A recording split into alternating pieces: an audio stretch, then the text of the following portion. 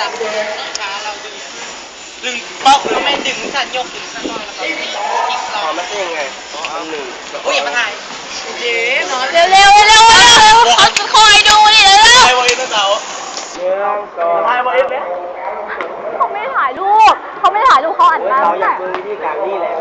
เขากำลังเล่นเกมอยู่เนี่ย เราเลื่อนล่างกัน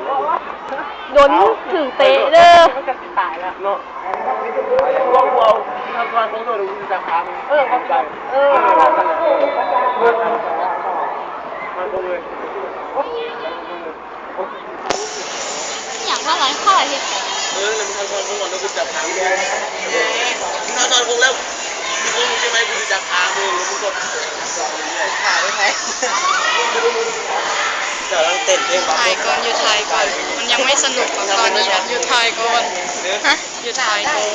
มันยังไม่สนุกตอนนี้ข่าวตอนมันหนุนนะตอนนี้ขอเวลาเก็บงานเอ็นเท่หนีแล้ว เนาะหน้าเน็ตแท้ เต้าว้าวมีเต้าไม่ใหญ่ก็หาเต้า เขาจะลวนลามเต่าอีกนะ เงินสองเรื่องดีให้เรื่องการกำลังเลยเพื่อน เพื่อนอย่าพึ่งแม่ไก่เขาจะเขาจะต่อ เอวสะพานโค้งก่อน งอกแล้วเต้นส่งมาเลยครับเงิน10 ล้านผมมอบให้คุณ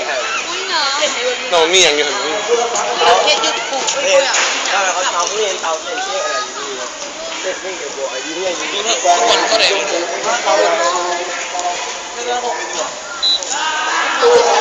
บ้านเต้นอยู่ลำนึงเลย อย่าโดนตัวเลือดล่าง